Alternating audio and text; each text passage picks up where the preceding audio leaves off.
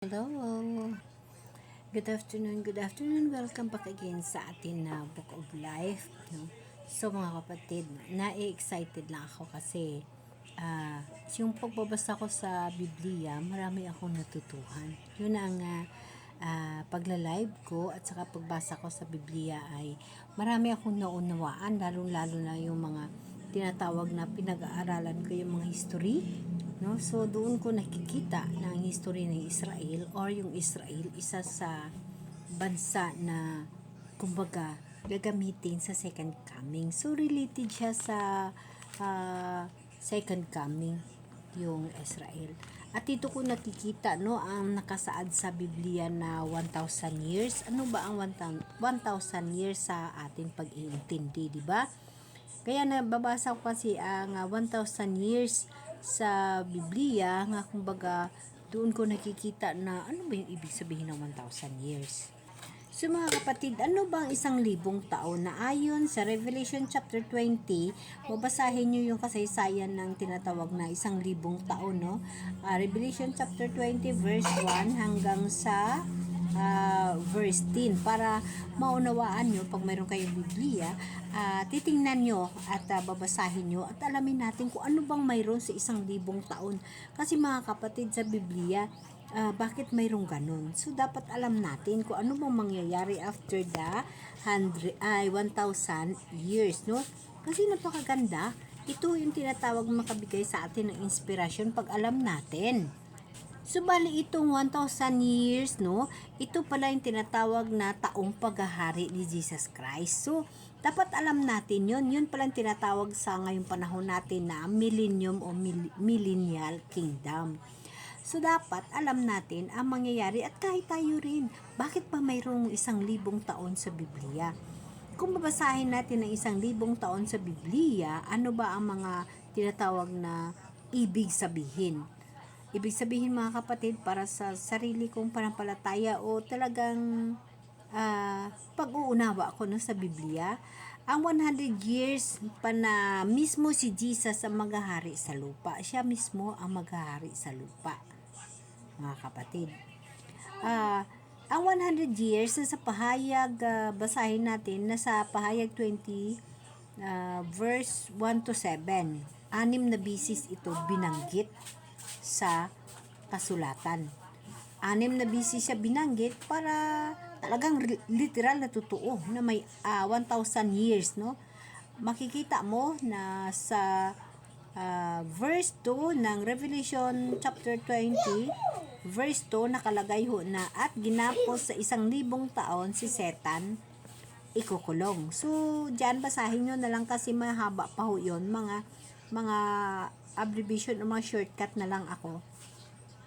So, sa verse 2, ginapos dyan si Satan sa loob ng 1,000 taon. Ang nasa verse 3, upang huwag nang mangdaya hanggang sa maganap ang 1,000 taon. Ibig sabihin, ginapos muna siya hanggang sa maganap yung 1,000 taon na baba ni Jesus Christ na siya ang maghahari.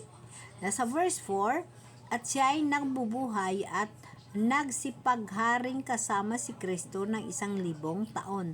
So, ibig sabihin, sa loob ng 1,000 taon, si Jesus Christ ay mamuno. No? Mamuno sa mundo. Nasa verse 5, ito ang unang pagkabuhay na maguli, ang iba sa mga patay ay hindi mga buhay hanggang sa maganap ang 1,000 taon. Ibig sabihin mga kapatid, ito yung taon na yung pag second coming ni Jesus Christ. So, pag magbalik ko siya 1,000 years na makasama ng mga tao magtatagumpay si Jesus Christ. Diba?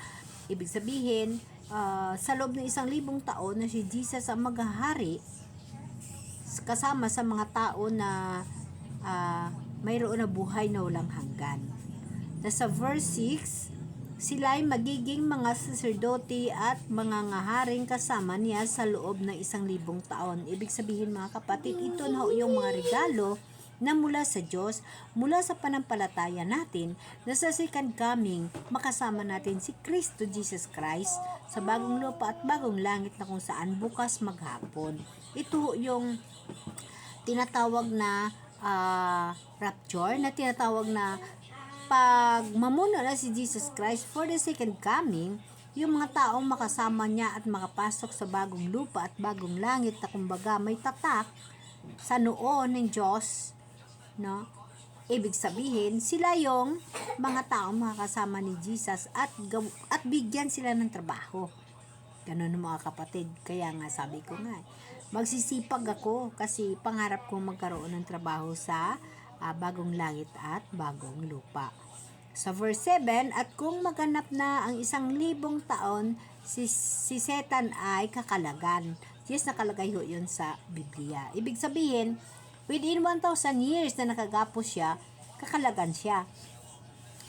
Pagkatapos natin, makasama natin si Jesus Christ sa buhay sa loob ng 1,000 taon, kakalagan ho siya. After the 1,000 years, kakalagan ho siya.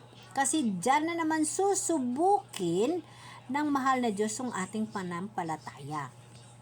Ibig sabihin mga kapatid, literal na 1,000 years, hindi simbolo lamang dahil 6 na beses siya binanggit. Kailan magsimula ang tawag na 1,000 years? Pagkatapos ng 3 event, kapatid. Anong mga event na yon? Yun ho mga kapatid ang second coming. Nasa pahayag, verse 19, nasa pahayag, chapter 19, verse 11 to 21. Diyan mo mababasa, bababa si Jesus, galing langit, sakay ng puting kabayo. Ang pangalawang event sa mundo, Armageddon. Nasa pahayag 19, verse 19 to 21, tatalunin niya ang Antichrist, lahat ng hukbo.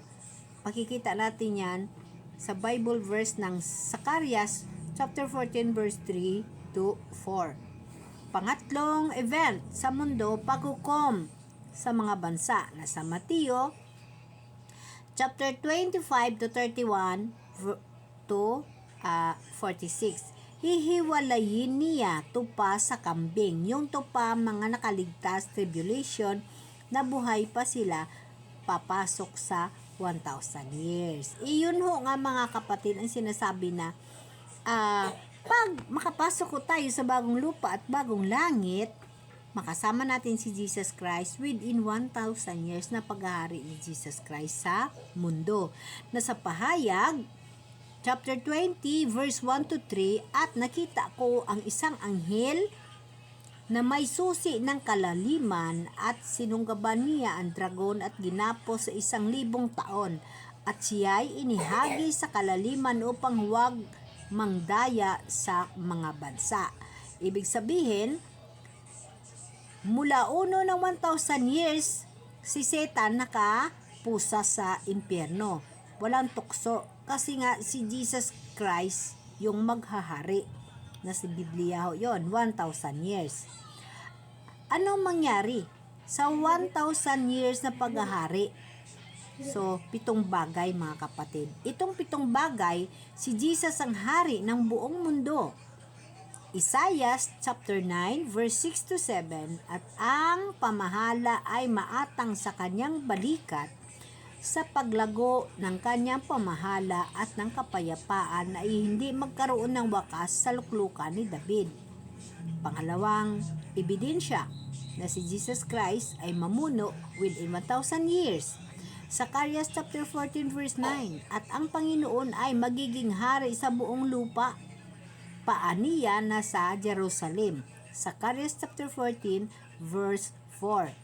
Ibig sabihin, ang center ng mundo, ang hari, ang presidente natin, si Jesus Christ within 1,000 years. Mga kapatid, ibig sabihin, wala ang presidente tayo, si Jesus Christ lamang ang judge of presidente, perfect government within 1,000 years. Mga kapatid, kung makapasok tayo sa bagong lupa at bagong langit na inihanda ng Diyos, tayong mga nakaligtas kasama niya na maghahari, na sa Revelation chapter 20 verse 4 to 6. At nagsipagharing kasama ni Kristo ng 1,000 taon, sila'y magiging mga saserdote at mga haharing kasama niya. Isa pang patunay na sa Revelation chapter 5 verse 10, at ginawa mo silang kaharian at mga saserdote, at sila'y maghahari sa ibabaw ng lupa. Isa pang ebidensya na nakalagay sa 2 Timoteo chapter 2 verse 12, kung tayo'y magtiis, tayo naman ay mangaghaharing kasama niya. Isa pa na patunay, mga kapatid, sa 1,000 years na paghahari ni Jesus Christ for the second coming, na tayo ay pinili at tayo ay makaligtas dahil ay may tatak tayo sa noo ng Diyos. Nga sa Lucas chapter 19 verse 17, magkaroon ka ng kapamahalaan sa 10 bayan. Napakaganda, mga kapatid. Ito yung tinatawag na magtiis ka. Magtiis ka lang, mga kapatid. Huwag kang papatalo. Unahin mo ang Diyos. Mahalin mo ang Diyos, unahin mo siya, ang lahat ng problema mo, ang lahat na sa sayo, na sa balikat mo, ibigay mo sa mahal na Diyos para hindi ka mahihirapan.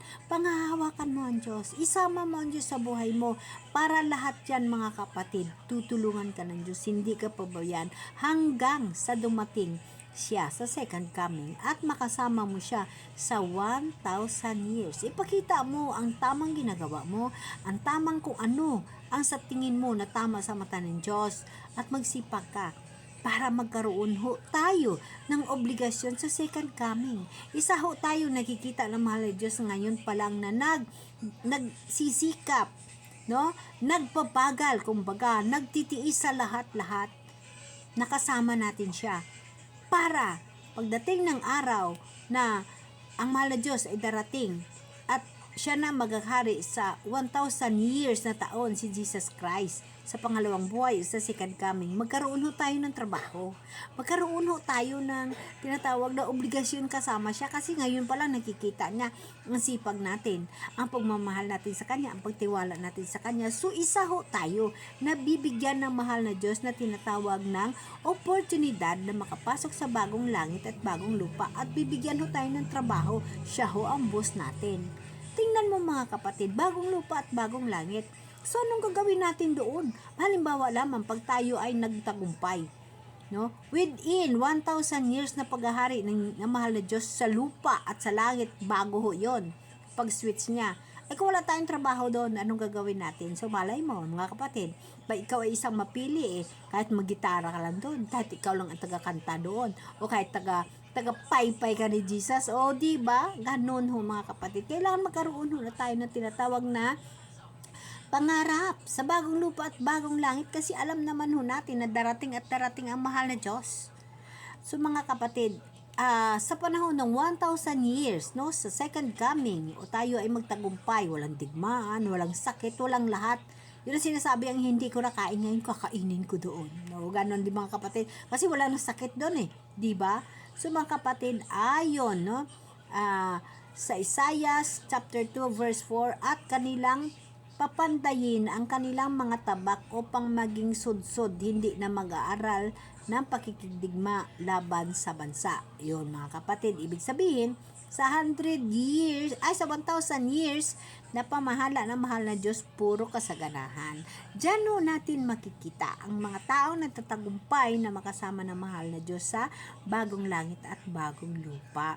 Ganon ho, mga kapatid, ang ibig ko sabihin, na kailangan ho natin magkaroon ho tayo ng panampalataya at tatak sa noo na ang Diyos lamang iniisip natin, Diyos lamang ang lahat, Diyos lamang ang ating tinatawag na tagahawak sa atin, upang ang nasa balikat natin na bigat sa mundong ibabaw na ito, nandyan ang Diyos na magtulong sa atin, kasi yun ang gusto ng mahal na Diyos. Umasa ho tayo sa Kanya, magtiwala tayo sa Kanya, kasi ibibigay niya ang lahat sa atin. Ganon ho tayo kamahal na mahal na Diyos, mga kapatid.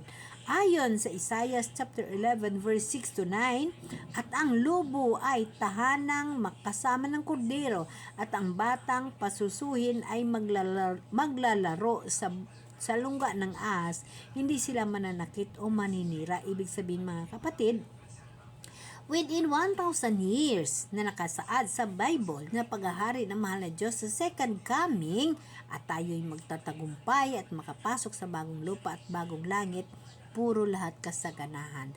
Pero dapat natin alalahanin na may tao sa labas. Ayon pa sa Isaiah chapter 65 verse 20, hindi na magkaroon ng sanggol na mamatay sapagkat ang bata ay mamamatay na may 100 taong gulang. Sapagkat ang bata ay mamamatay sa may 100 taong gulang. O, dyan mga kapatid, na ibig sabihin, sa bagong langit at bagong lupa na inihanda ng mahal na Diyos, sa 1,000 years na paghahari ng mahal na Diyos, ay maraming alituntunin. Doon, makikita rin natin sa Amos chapter 9 verse 13, ang mag-araro ay aabutan ng manggas. Sobrang bilis tumubo ng pagkain. Ibig sabihin mga kapatid, paraiso muli kagaya ni Adan at ni Eva. Bago magkasala mga kapatid, or bago kumbaga yung panahon ni Adan at ni Ida, no? Bago natapos na yung mga pagkakasala natin, kumbaga second coming na, nailigtas na ho tayo. Ibig sabihin mga kapatid, sa panahon na yun ay parang paraiso. Wala nang ospital, wala na lahat. Yun ang magiging second coming, na magiging buhay ho natin sa mga taong magtatagumpay. Ibig sabihin mga kapatid, sa second coming, pag ikaw ay tinataka ng mahal na Diyos, na sa Kanya na ikaw, ganun ang maranasan natin. Ngunit mga kapatid, si Satan nakakulong yun, 1,000 years na pamumuno ni Jesus Christ, nakagapos si Satan, na sa Revelation chapter 20 verse 2 to 3, ginapos sa 1,000 taon upang wag nang mandaya sa mga bansa. Ibig sabihin, in 1,000 years na bakasyon ng tukso sa mundo, walang magkakasala kasi puro Holy Spirit na lang. Kumbaga kasama natin si Jesus Christ, wala nang sakit, wala lahat, puro Holy Spirit na lamang. Kasi kumbaga ginswits na tayo ng mahal na Diyos. Kumbaga ang buhay natin for the second coming is bago na. So puro holy na lang. Ibig sabihin mga kapatid, ang buong Israel ligtas at pinagpala.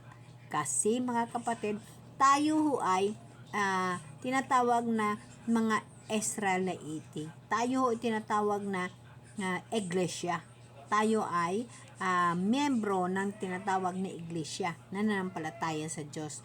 Ayon sa Roma chapter 11 verse 26, at sa ganoy ang buong Israel ay maliligtas.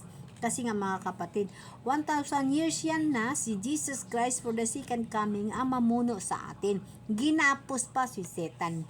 Ginapos pa. Ibig sabihin, mayroon pang mangyayari. Kasi kung makikita ninyo, nasa Revelation 20 chapter yung 1,000 years na yan, so may nasa dulo pa nun, hindi pa tapos, no? Ibig sabihin mga kapatid, habang nakagapos pa si Satan, in the time ng second coming na si Jesus ang naghahari sa mundo, may time na siya ay pakawalan. So basahin na ho natin. Ayon sa Jeremiah chapter 31 verse 31 to 34, ito ang tipan na aking gagawin sa sambayanan Israel. Ilalagay ko ang aking kautusan sa kanilang kalooban. Ayon din sa Zacarias chapter 8 verse 23, 10 tao ay magsisihawak sa laylayan ng isang Hudyo na magsabi, kami magsisama sa inyo sapagkat aming nabalitaan na ang Diyos ay sumama sa inyo. Ibig sabihin, tapos na ang anti-Semitism. Lahat ng bansa na punta sa Jerusalem para matuto kay Jesus Christ. Mga Hudyo, mga giging pastor ng mundo, ganon mga kapatid. Ibig sabihin, within 1,000 years na pagsasama natin sa mahal na Diyos, yun ang tinatawag na lahat ho ay magsamba sa mahal na Diyos. Ganon mga kapatid. Ang mga nakaligtas sa tribulation, buhay pa papasok.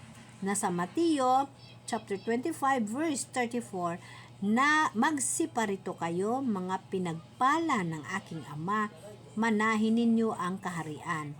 Mga kapatid, sino yun sila? Sino ang magpaparito? Tayo, mga tao, hindi nagpatatak, no? Hindi namatay sa tribulation. Tayo ho yun mga kapatid. Papayagan silang pumasok sa 1,000 years na may katawang normal mga kapatid. Mag-asawa pa, mag-anak pa, nasa Isaiah chapter 65 verse 23. Babasahin ho natin ito mga kapatid kasi ho napakaganda ho. Ibig sabihin mga kapatid, normal ho mga kapatid na makapasok tayo sa 1,000 years na kasama ni Jesus kasi switch lang naman ni Jesus eh. Diba, ang bagong langit at ang bagong lupa na ihinanda ng mahal na Diyos, iswitch niya lang, baguhin lang. Normal pa rin tayo mga kapatid, ang mga taong na makapasok at nakaligtas sa tribulation na tawag. So basahin natin ang patunay na sa Isaiah 63 chapter 20, Isaiah 65 chapter 23. So mga kapatid, basahin ho natin.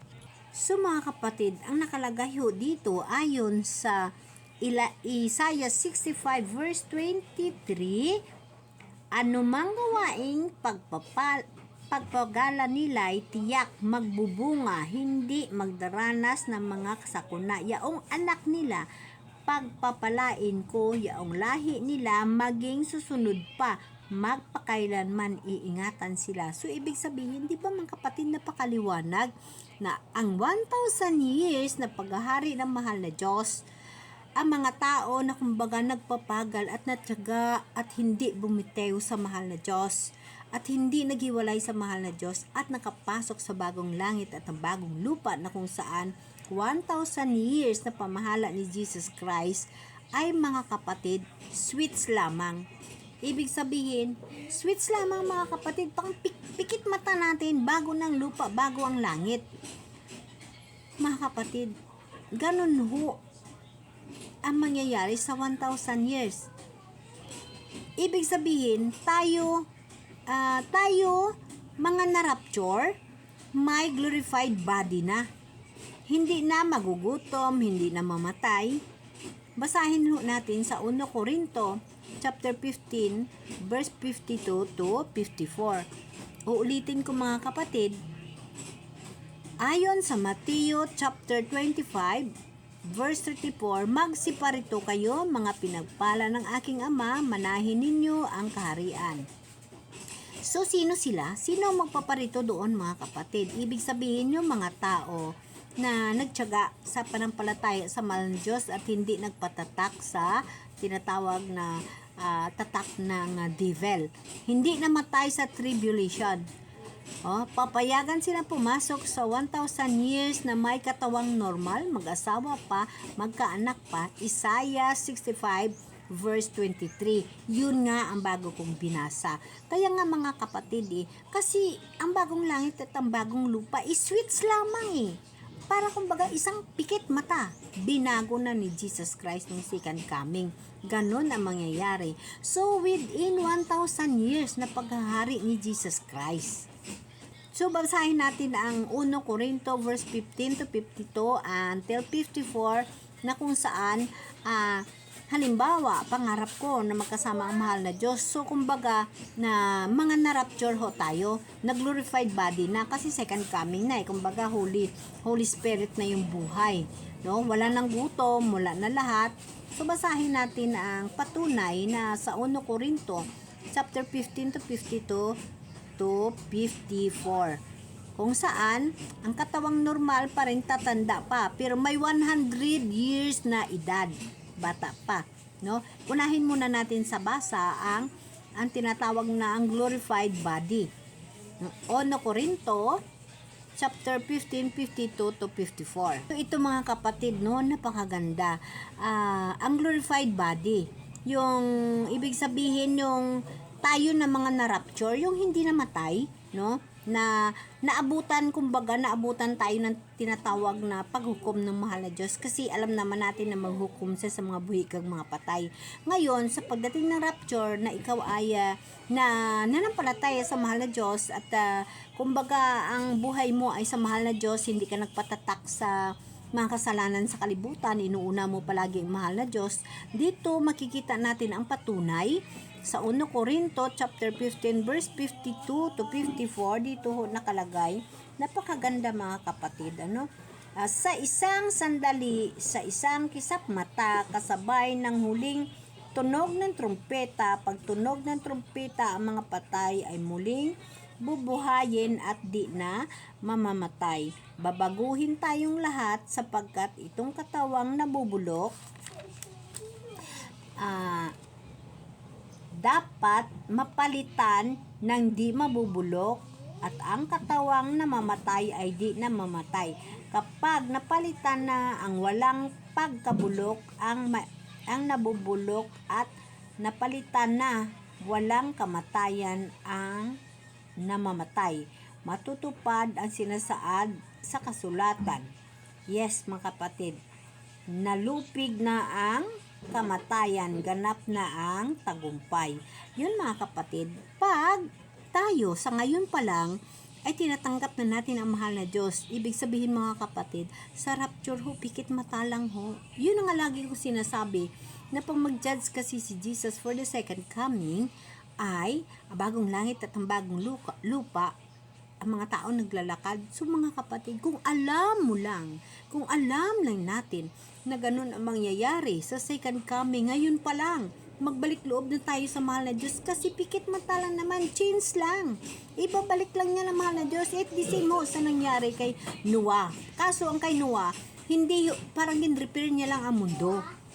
Din-repair niya lang yon. Ito naman, balibaguhin niya lang. Pero at the same, may langit at lupa. Within 1,000 years, si Jesus Christ mismo ang mamahala sa atin. Ganun ho, mga kapatid. Kaya nga, habang hindi pa huhuli, dapat natin tatandaan, sa for the second coming na 1,000 years, may ang tao na hindi namamatay sa rapture, yun ang tinatawag na hindi mamamatay. Ito na ho yung sinasabi dito sa 1 Corinto chapter 15 to 52 to 54 na pikit mata lamang babaguhin at wala nang kamatayan. Ibig sabihin, mga kapatid, ang katawang normal pa rin. Kasi giswitch lang eh. Kumbaga, isang pikit mata lang tayo. Ang dagat lang naman ang nawala, mga kapatid. Bagong lupa at bagong langit. So, pag bagong lupa at bagong langit, nakita nyo naman kung ano ka. May lupa, may langit. I-switch lang ang mahal na Diyos. Dagat lang ang wala. So, ibig sabihin, mga kapatid, dito makikita natin ang tinatawag na 1,000 years na pamumuno ni Jesus Christ sa mundo for the second coming. So, basahin natin, mga kapatid, ang sa Isaiah chapter 63 to 20, kasi dito nakasaad na tatanda pa rin 100 years. Kasi within 1,000 years na pamumuno ni Jesus Christ, yun ang dapat natin alamin. Ano bang mayroon? Pagbalik ni Jesus Christ, and then, siya ang mamumuno, siya ang maghahari, kasi siya ang babalik eh. Siya maghahari within 1,000 years. So, ano ba ang mangyayari? So, babasahin natin, mga kapatid, sa Isaiah chapter 65 verse 20, kasi may nakasulat. Dito, mga kapatid, nakalagay ho, napakaliwanag. Sa Isaiah chapter 65 verse 20, doon ay wala lang sanggol na papanaw. Lahat ng titira roon ay mabubuhay ng matagal. Ituturing pa rin na kabataan pa ang edad 100. Ang hindi umabot ng gulang na ito ay pinarusahan. Yun pala, mga kapatid. Ibig sabihin, sa second coming na pamumuno ni Jesus Christ within 1,000 years, mga kapatid, ang mga tao hindi na mamatay ng bata, pinakamababa na ang 100 years. Yun, ang pangmamatay nun ay may parusa na. Kasi ganun, mga kapatid, yun ang lagi kong sinasabi sa live ko, no? Na paano na lang, no, kung namatay ka kaagad sa aksidente, tapos wala ka namang ginawa na mortal na mga kasalanan, alangan ka naman ihulog doon sa tinatawag na impyerno, kasi wala ka namang nagawang kasalanan, kaso lang hindi ka rin nakapaghanda. Paano yun, kaya hindi ka rin makapasok doon sa bagong lupa at bagong langit, kasi mga may tatak lang sa noo doon, yung kumbagang bumalik ka agad sa yung nanambalik yung buong puso at kaluluwa kay Jesus Christ. How about yung hindi pa at bigla namatay? Kaya nga lagi kong sinasabi na talagang mayroon talagang mangyayari sa second coming. Kasi diyan mo makikita, i-visualize na lang natin, kumbaga i-imagine natin bagong langit at bagong lupa. So, pag hindi ka doon makapasok, kasi may tao sa labas may tao sa loob. So, ito siguro, hindi lang siguro, ito na nga mga kapatid, kasi may supporting evidence sa mga tinatawag na verses ng Bible.